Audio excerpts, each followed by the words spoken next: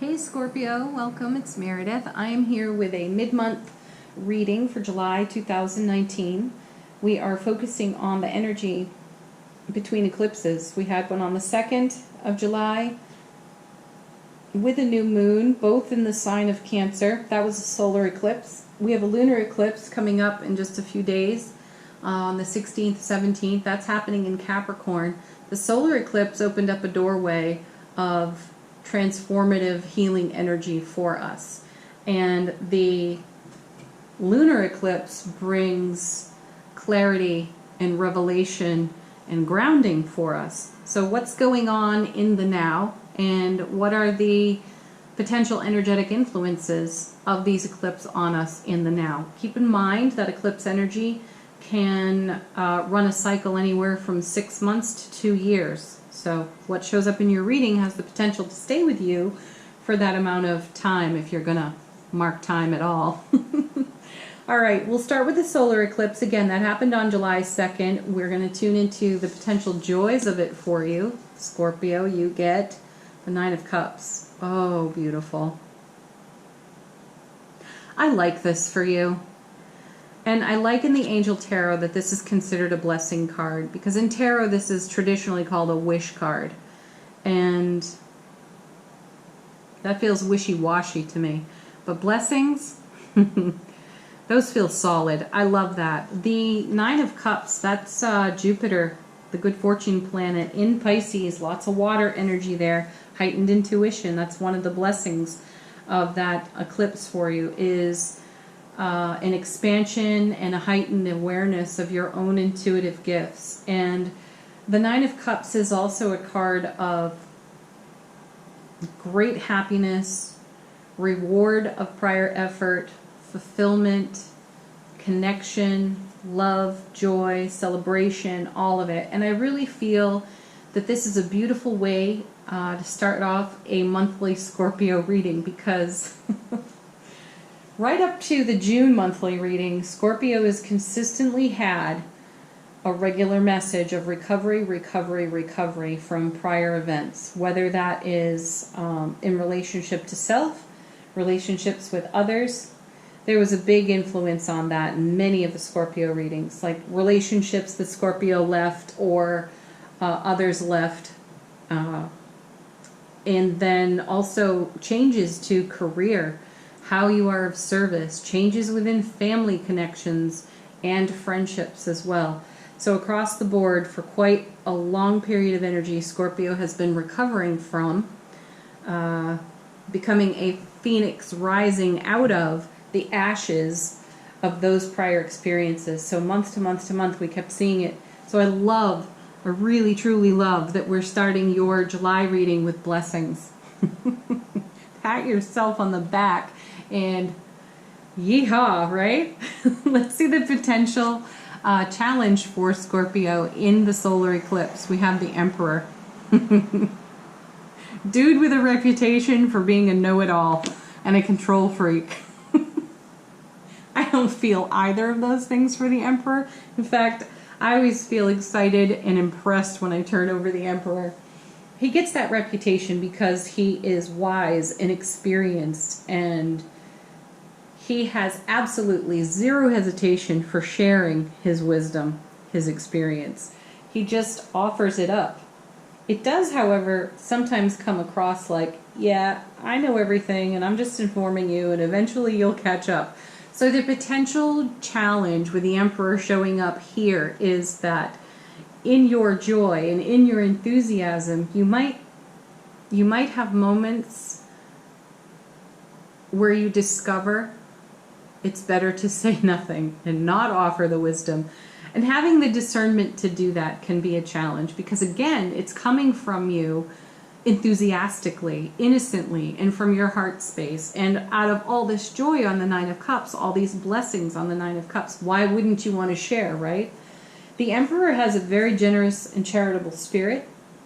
He is considered a well-traveled individual. The energy there is exceptionally masculine, just like when we turn over the Empress, it's exceptionally feminine. So there's a strong masculine energy, and masculine energy is very active.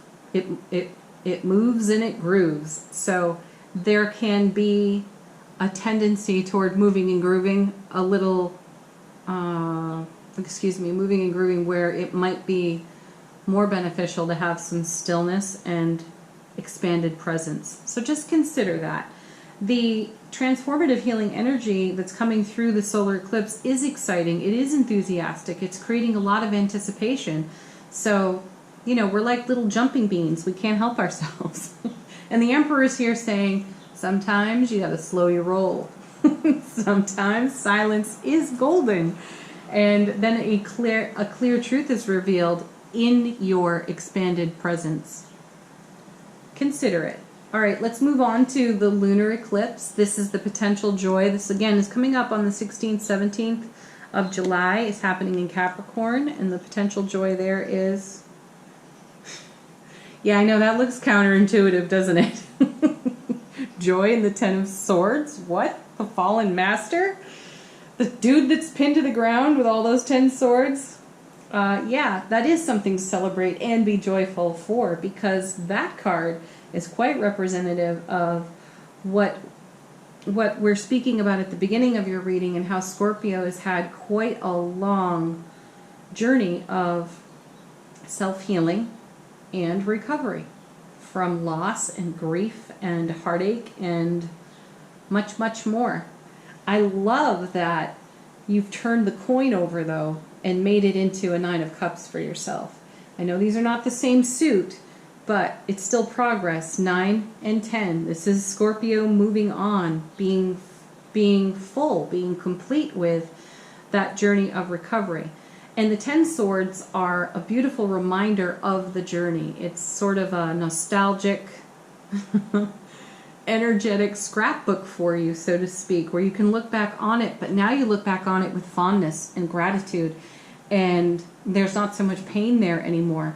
And that's really the message of the Ten of Swords. It is called the Fallen Master because you are about to, again, rise like a phoenix out of your own ashes. Every single one of these experiences has a silver lining and is amazingly beneficial to you, which then goes into your ripple effect and becomes amazingly beneficial to other people as you share, Emperor, your wisdom and experience through the journey. Fantastic. Woohoo. 10 is a cycle of completion. It really does herald the end of that leg of the journey. Sure, there's going to be loose ends. Yes, you'll revisit this from time to time. It's not that you won't ever feel emotional tension or pain from it again. It's more that you are now on this amazing foundation of joy, and in this wonderful ripple of co-creating more joy, more happiness. So these visits to this nostalgic era of your life where you really had to work on your own transformation and healing, this is going to bring a smile to your face every time when you reflect on it. It's beautiful. All right, the potential challenge for you in the lunar eclipse, we have the Tower.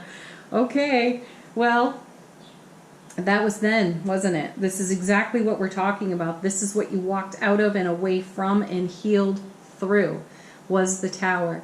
So the potential challenge for you within the eclipses, in the joy and the blessing that's coming through that 9 and even the 10, is to maintain your faith that you are now on a stable foundation. You did that. You made that. You created it. And you did it in your own spirit. You did it in your...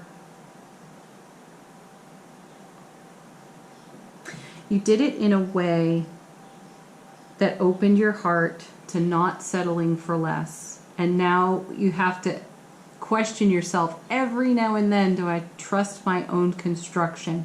So look into your own hands and say, you know what, I did. I built it with my own 2 hands. I can trust that.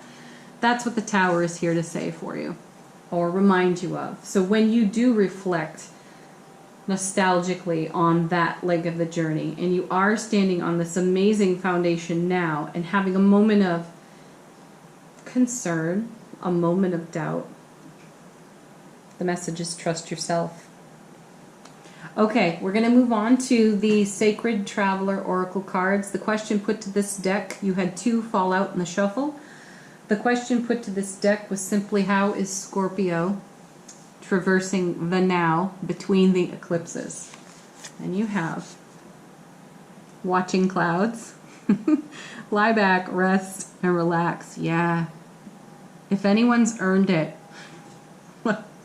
besides Scorpio, I have to throw in Pisces. Pisces has had 3 years of that BS. So, yeah, if anyone's earned it, Scorpio's earned it. Lie back, rest, get in that hammock, put your feet up, and just let go. Watch the clouds, meditate, enjoy that.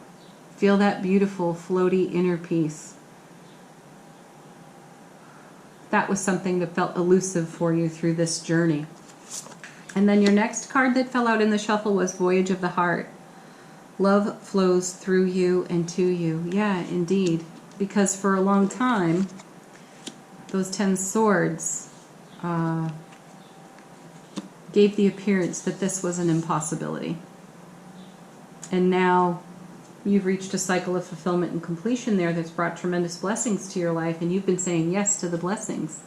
And it's created this amazing flow. Good for you. Last card comes from the Indigo Angel Oracle deck, and the question put to this deck was simply, what do the guides and angels of Scorpio wish to share at this time? And you have allow love.